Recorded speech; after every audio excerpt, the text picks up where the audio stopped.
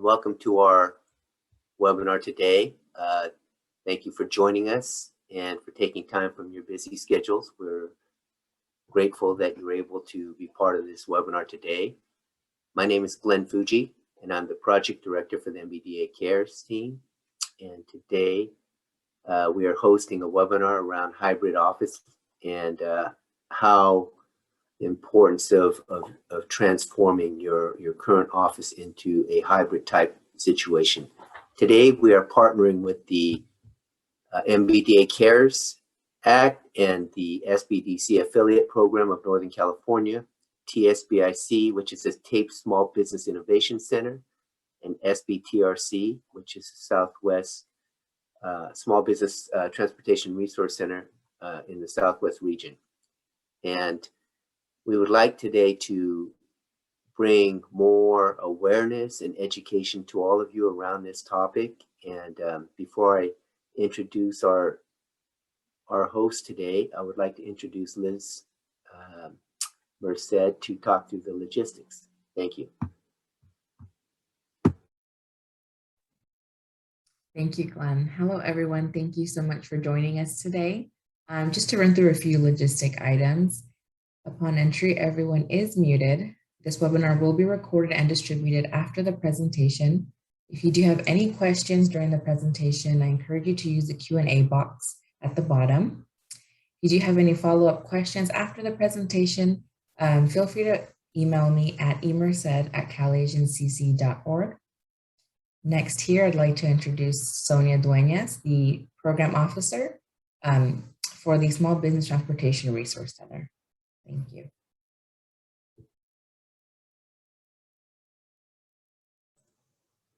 Fantastic. Thank you very much, Liz, Glenn, and Mike for having me today.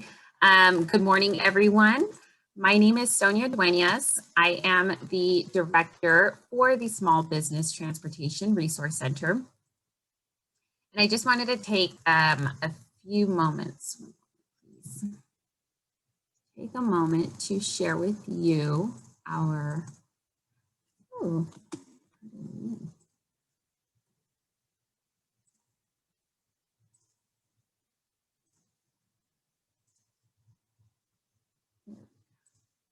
okay, can everyone see my screen?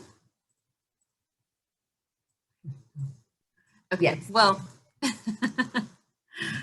all right, fantastic. All right, well, again, good morning. My name is Sonia Duenas. I am the director of the Small Business Transportation Resource Center of the Southwest region. I am joining from supporting a few programs here at the Cal-Asian Chamber, all directed towards supporting our small business community. And just wanted to provide a little bit of background of the SBTRC, one of the programs offered here with the Cal-Asian Chamber. We are a grantee by the U.S. Department of Transportation, and we support small disadvantaged businesses in building their capacity to bid and perform on transportation projects and professional service procurements. And we service several states, the state of California, Arizona, Hawaii, and Nevada. So for any of our small businesses out there, our DBEs out there, and interested in, gaining research, resources, support in any of your business needs, please feel free to contact us. We do target and support a lot of our DBEs that are in the transportation and construction sectors. We can provide support through general management, through technical assistance, through our outreach and conference opportunities. So, as we start to move from digital, hybrid, back in person, there are opportunities opening up with, expos, with events across states that we would love to connect our clients with. So more exposure, more, again, networking. So just something to keep in mind. We also are promoting in our Women and Girls in Transportation initiative, which is a pillar of our program that exposes and presents more opportunities to women interested in a career in transportation. And we do this by promoting mentorship opportunities and internship opportunities. And right now we have about 3 women interns in a company over the summer who are doing an internship in developing their skill sets in their career path. I think I pretty much mentioned most of this here. So just kind of wanted to provide a little overview of our program, some of our services, and how you could get involved.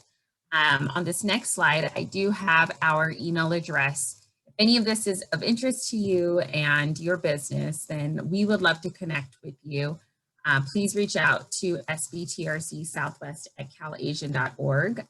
We would be happy to connect with you, to learn more about your needs and support you along the way.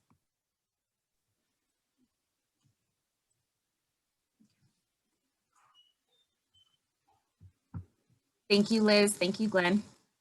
Thank you, Sonia.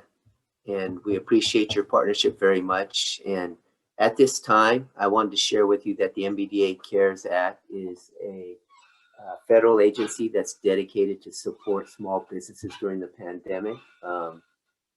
Under the provisions of the MBDA CARES Act, they've dedicated several centers supported by the CARES Act and that were impacted by COVID-19.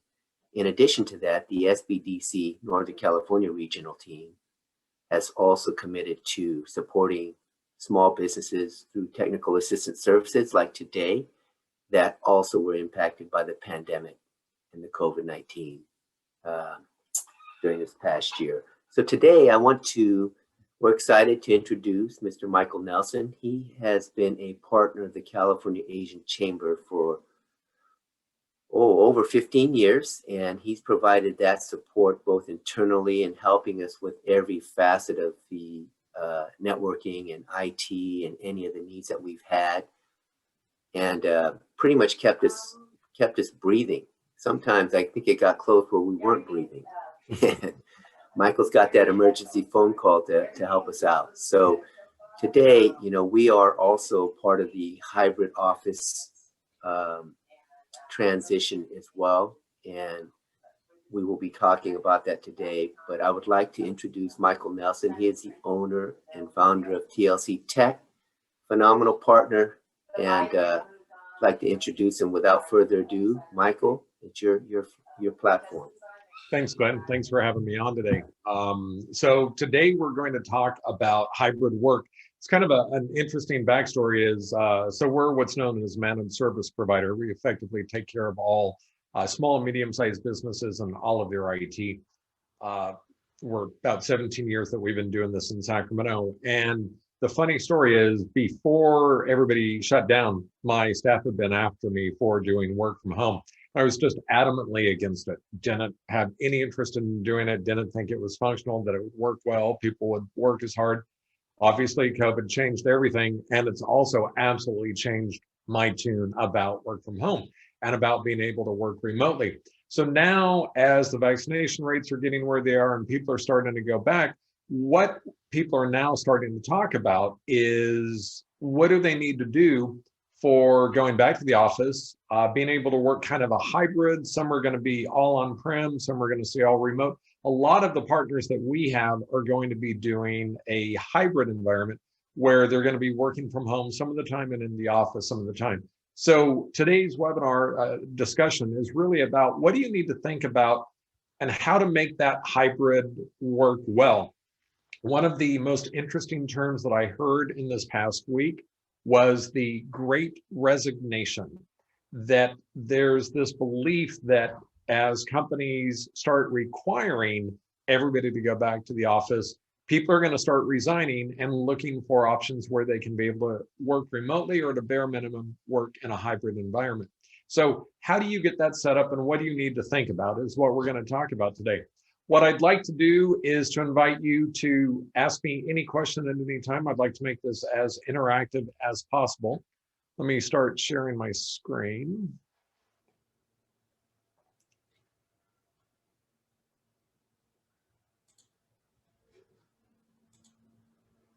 Okay, so you should see the full screen. Glenn, can you confirm you see the full screen there? Yes, Michael, I can see it. Okay, so what we're going to talk about is what do you need to consider. So let's go ahead and jump into that. And first is data sharing and accessing your data.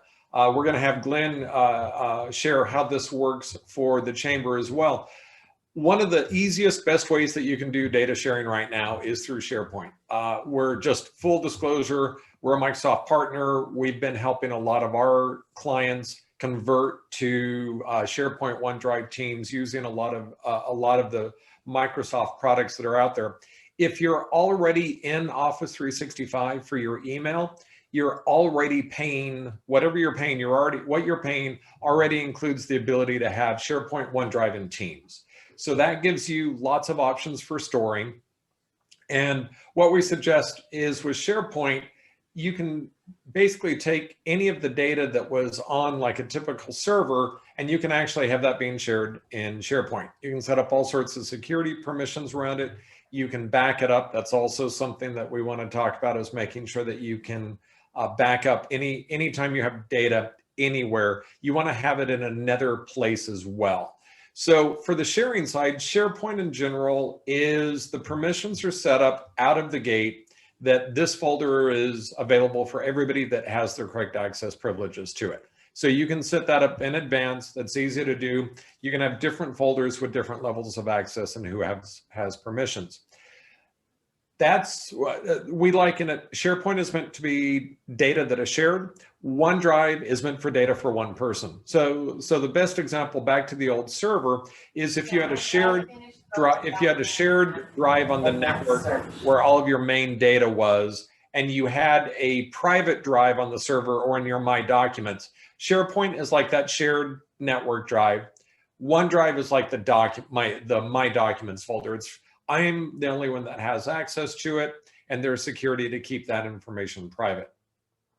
One of the things that I love about Office 365 is its ability to work from anywhere. Once you've got your data up in 365, SharePoint, Teams, OneDrive, wherever you have it, it's now available from anywhere in the world that you log into. And we're going to talk about security in a little bit as well. But it makes it super easy to get to, be it on a guest machine, if you want to get to it from your cell phone, or on your regular machines as needed.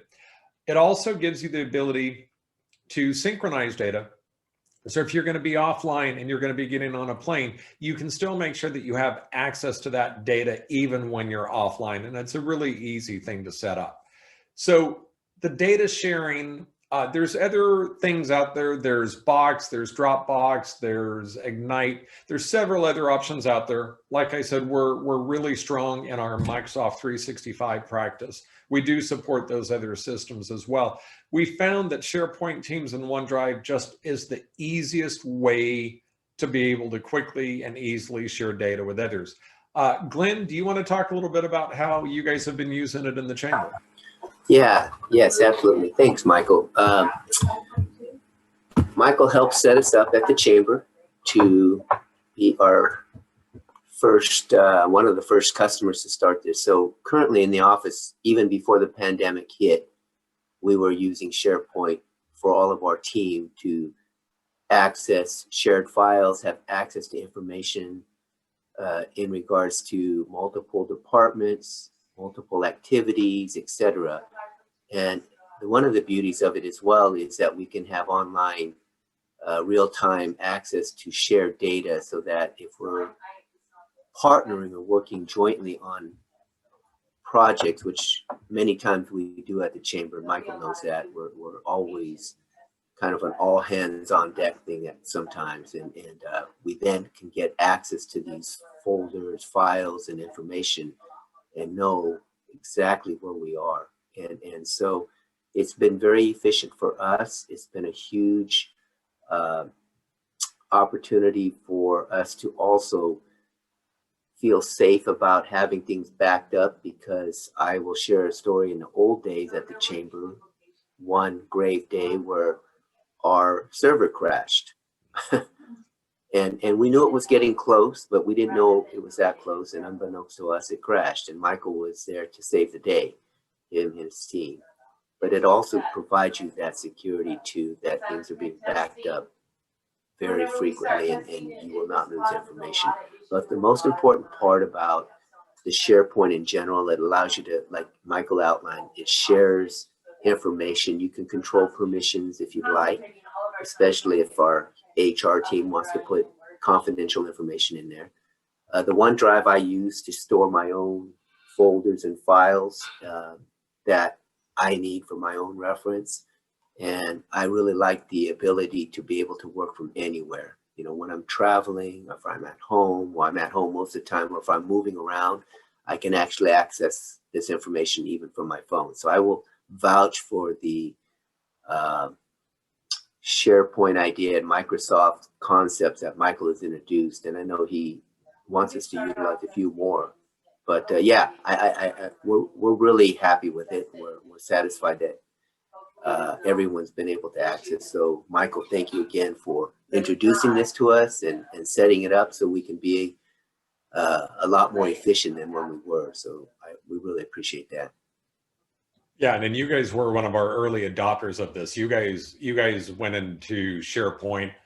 I think you were one of the first one or two of our partners that did that. So you guys were really early adopters, and that was before the ease of sharing and getting to it remotely and from all these different, you know, from your phone, from your tablet. It was not as easy to do back in the day as it is today.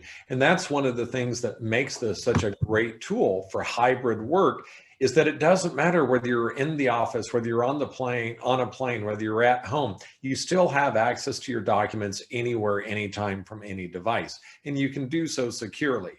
The other piece, and I'll just throw this out, that is really powerful, and I know you guys have used this a lot, is once the data is up in SharePoint, is the idea of what's called co-authoring, so that 2, 3, 4, whatever number of people can actually be working on the same document at the same time, seeing in real time what each other are doing. So if you're putting together like this presentation, being able to work on those documents in real time, collaboratively with people in different locations, it's a really powerful tool. We did that using Teams and being able to talk through the Teams channel and being able to share this document and work on it. So there's some real advantages there. So that's about data sharing and access. Next, we're going to talk about security. Hugely, hugely, hugely important. Every single thing that you can do should be two-factor authentication. And when I talk about two-factor, the first authentication factor is your name and password. That's what everybody's used to. So you log in with your name and password. That's one-factor authentication. Implementing a second factor of authentication, typically it's going to be a code from your phone. They've even got that more and more advanced. We use Microsoft Authenticator. When I log into a machine remotely that Office 365 hasn't seen before, I get a little thing that pops up on my phone, says, do you authorize this? I just click authorize, and that takes care of it. What happens with Office 365, and I know everybody's heard the term phishing, the phishing emails, is they send you an email that looks very legitimate.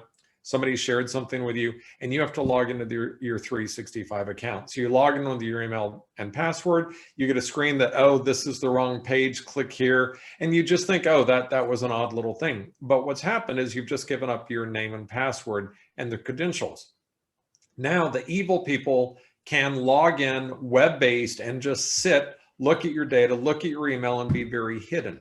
That's how they start jumping around. And there's a lot of money they can make off of doing this, because typically they're going to try to get into accounts payable, accounts receivables, or they're going to get you to infect your machine with CryptoLocker and then demand a ransom.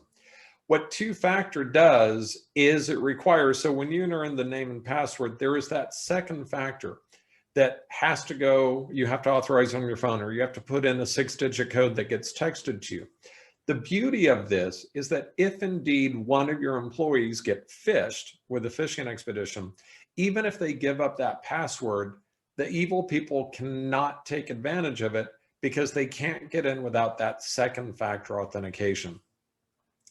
Everybody needs to do this across their entire company, and you want to do it now. I think many people heard about the Kaseya hack earlier this week. If we look back last month, the pipeline on the East Coast that got hacked, the oil pipeline, got crypto locked, and they actually had to shut everything down, and they were down for quite a few days. And once they did the analysis, it turns out somebody got in with an old name and password, and there was not two-factor authentication on the account. So it was just an old account that hadn't been in use for a little while, and it hadn't been protected.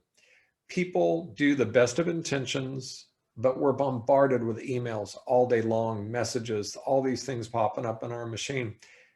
Human nature, somebody is going to click on that link. It is going to happen. You need to protect against that. There's a lot of evil people out there, and it used to be really obvious. You could see with, they'd have really bad grammar, they'd have your name spelled wrong, any of these things. They're hiring marketing firms, they're hiring copywriters, they're hiring, it's just amazing how good they are getting at people to click on mails. So it's not a question of if, it's a question of when one of your employees is going to click on that email and compromise your data. Two-factor authentication gets that down 99%. It protects everything in your company. Now, I'm not just talking about Office 365. I'm talking about anywhere you have an option. So if you've got a cloud-based line of business, for us, we have several applications that we use that are cloud-based to service our partners. Every single one of those has two-factor authentication on it. We've got access to data that we want to make sure stays private. So we have to have another layer of security. Banking, everywhere you can possibly do it. If you log in and you've got data about your clients or finances or anything like that about your people or your clients, and it's web-based, reach out to your provider and ask them how two-factor authentication can be turned on. It's easy enough to do. We implemented this for the chamber. We're implementing this across all of our clients as well. I cannot stress the critical importance of getting two-factor turned on. Another thing that you can do that can be very helpful is what's called encrypted. So your encrypted email, and I'm just going to do a quick little email here, bring it over to the screen. Basically, all I have to do is I can go into File and I can encrypt the email. So I can choose to encrypt only, or there are several other options, and that's based upon how your tech support company has got it set up. But the basic idea behind email encryption is that the data that you're sending is encrypted start to finish. So if you've got to send a document to one of your clients or to healthcare or anything where you're sending sensitive data, be that financial, personal identifiable information, HIPAA compliant information, any of these things, it's really simple to encrypt that email message. You've got to have the right license with Microsoft. And if you have any questions, feel free to pop them into the chat. But that's another way to help keep your data secure. Final two things here: securing your data, protecting during sharing. One of the things that's easy to do inside of Office 365 is you can right mouse click and share a document. There's 4 different ways that you can share it. One of them is called share with anybody who has the link. We strongly encourage that you have your tech support company turn that off. If I share something, if you share something with me and it's just by the link and all I have to do is click on that link, I could go post that link into a Reddit, and that means the entire world would be able to have access to it. So we strongly encourage that be turned off. The best way is that you share it with an individual person. They get an email saying Michael has shared this document with you. They go to click on it. It says we're sending you a 6-digit code to the email. So it's sending it to the same email that I sent the document to. They verify by getting that 6-digit code, enter that. So that's just another way that you can protect that data when you share it. Final thing, Microsoft has a more advanced feature called data loss prevention. And what that'll do is we can actually set up a lot of rules. Things like if there's a credit card number on this document, it cannot be shared outside the network regardless. It doesn't matter who the person is. it's got a credit card number, a social security number, personal identifiable information. Rules can be set up in data loss prevention to say these items are not allowed to be shared regardless. Doesn't matter who they are, what permissions they have. These type of documents are not allowed to be shared outside the network. If you've got any kind of HIPAA compliance issues, that's really powerful. Another thing we can do with, it's called DLP, data loss prevention. So we can say, we can lock it down. So you can say that only these following physical locations, so it's known as what's a static IP. We can say this needs to be locked down. Only people in California can access this data. Only people in the US, Canada, Mexico. There's different ways you can do a geographic locking down and protecting your data as well. Two-factor authentication is absolutely the easiest. Just takes a few minutes to get set up, depending upon how you want it set up and how technical your people are. May require a little bit more hand-holding if your people aren't technical at all, but I cannot emphasize how critically important two-factor authentication is. That's part of a hybrid environment, is protecting your data. Let me go back one more that I wanted to talk about is backup. Always remember, a lot of people think, oh, my data's in Microsoft, so they're backing it up, so I'm safe. You've got to remember that Microsoft is backing up their servers. They're replicating their servers. As the evil people keep getting better, they're starting to figure out how sometimes they're getting encrypting data or deleting data up at Microsoft. If you don't discover it quickly, there's the risk that it will be permanently deleted before you discover it. A good backup routine means that you have your data in two distinct different locations. So we encourage all of our partners who are in Microsoft 365 to have a backup to a third-party provider. This is outside of Microsoft. It's another company. Even though it's electronic, they've got their data now in two distinctly different environments electronically, one with Microsoft and then one hosted at a third-party provider. It's good data security. And then the final thing I wanted to touch on was, how do you maintain culture in this hybrid work environment? And one of the things that we did early on, and I got to give props to my leadership team for this because they're the ones that came up with it, is in using Microsoft Teams, a lot of us are used to having meetings inside of Teams. So you schedule a meeting. But one of the things that we quickly discovered was that open door policy, that ability for a tech who was on the phone, kind of hit a wall, being able to just say, hey, hold on, I'm going to go ask one of my colleagues a quick question, put our client on hold, and then walk over and ask the service manager or one of the other techs, hey, I've got this, how do I do this? And that was lost when we all went home back last March. So what they did is they very quickly created a channel, and I think the first Friday at lunch we did a Netflix movie for lunch, and hung out together on that. So we called it the Flix channel, and that ended up becoming the open door policy room. So what happened is several of our managers would just always be in that room. They wouldn't have to be talking. They wouldn't even have to be doing anything. Sometimes they were in there alone. They'd just be working on their stuff. But any of our staff could pop into this open meeting room, be able to ask a question. How do I do this? What about this? Be able to get guidance. Sometimes just hang out during lunch so that, to relieve some of the boredom of being alone and at home all the time. And it is amazing how much that channel became part of our company. So we've still got the Flix channel. I'll pop in, I'll hang out for an hour just to see who shows up. People will ask questions. It's really like the open door policy of before, but it's one of the best ways that we've had to maintain the culture of an open door policy in our company. If you have any questions about that, reach out to me, email me. Love to talk to you about that. And that pretty much gives you, this is now where I have for questions.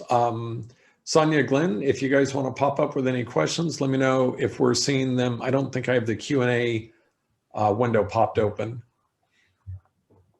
Yeah, Michael, I did want to share a question. I know that was part of a small business conversation I had the other day with small businesses. So one of the things are when they're transitioning their actual current office into a Microsoft Teams environment, the questions were bandwidth, internet space, all of this. Do they have to expand their bandwidth, and do they have to get new routers? How, so that everything will communicate effectively internally, or is it all based on where they're at home, or is it based, is there anything that they have to prepare for? It's a great question. Most people that are home, quite honestly, have better internet connections than a lot of businesses because they've been upgrading the home version for some time.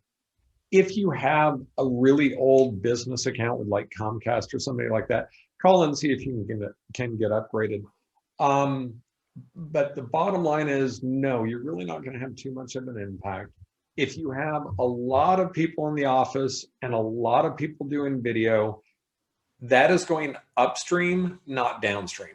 And downstream is almost always faster than the upstream. So if you're on a really old Comcast agreement, you might be like 25 down, 2 up. That if you have 3, 4, 5 people in video, you'll probably start feeling that. But out of, we've got 85 partners that we support, and I think one of them had that old agreement with Comcast. They're getting that upgraded. But no, anymore, video is getting well compressed. It's typically not going to be a problem. If they're going through a migration and moving all of their data from on-premise up to the cloud, yeah, they might see a little bit of a hiccup for, a day while a bunch of data is being moved. But for the most part, no. And if there's a problem, basically, they can just turn off video when they're doing a meeting until they get the upgraded speed.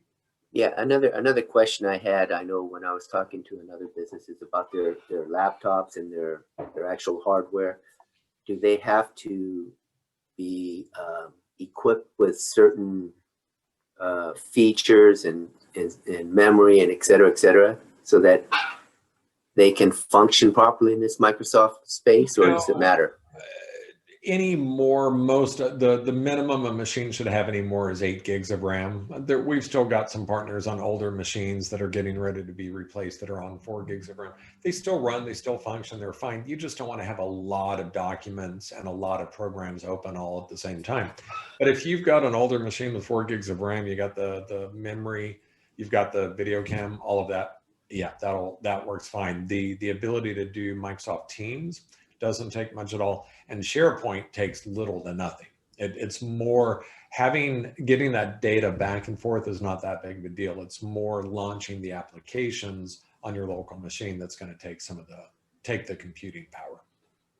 Let me throw out one more thing. As you're buying new machines, and almost every machine, business class machine today, comes with something that's called TPM.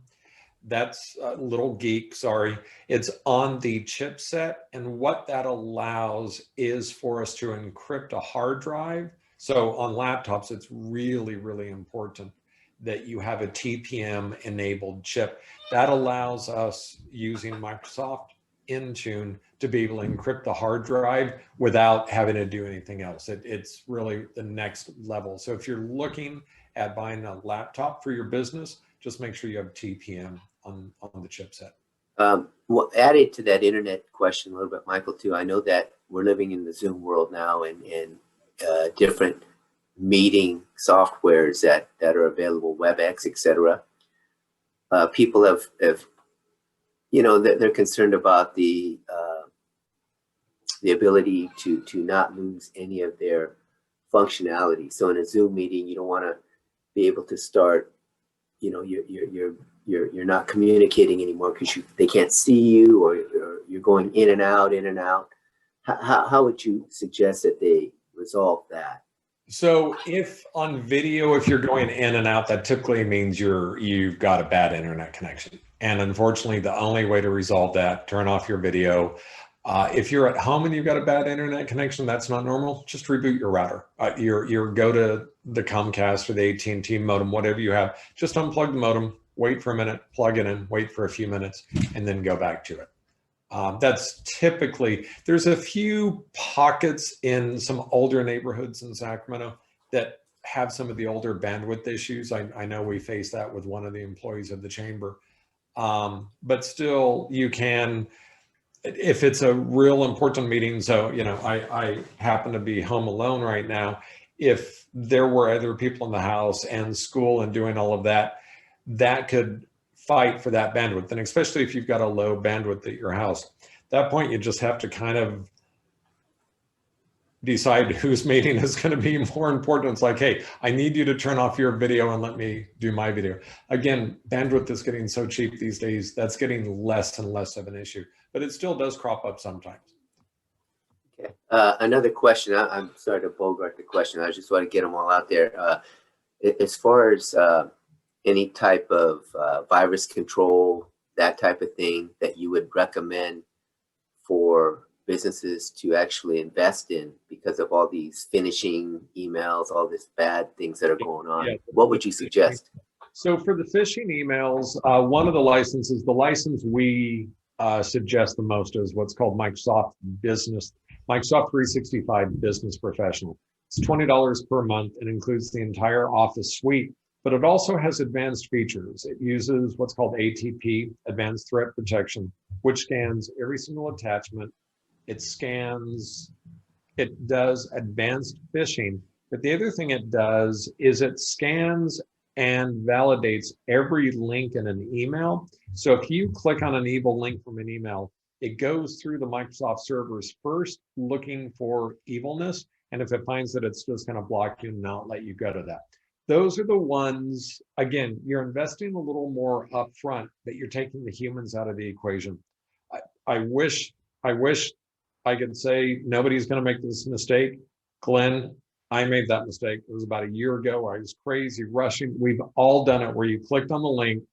I pulled out the internet cord, the Ethernet cord out of the back of my machine, immediately called my guy, called my operations manager with my tail between my legs and said, okay, this is what I just did. We're human, it's going to happen. So I like to take the human equation take the human out of the equation and make sure that we have technology protecting you. So that's not antivirus. Antivirus also helps. So it's no longer just having an antivirus. What you need now are depth of defense. So you need firewall on the business level. You need antivirus. You need advanced threat protection. You need phishing simulation testing. All businesses should be sending test emails to their staff on a regular basis, seeing if they fall for the phishing. They're going to do it, and then there's an education follow-up component from there. Now with the crypto locker, there's even more layers coming in. Also, for people on this call, look to see if you have cyber liability in your company. Every single company needs and should have cyber liability. One of their requirements is that your company does regular phishing expedition testing of your staff. It's just getting really critically important. Very good, Michael. Thank you so much. Yeah, so I'm not sure. I don't see anything in Q&A right now or the chat right now that I can see. So I think what I'd like to suggest, though, for our audience and for all future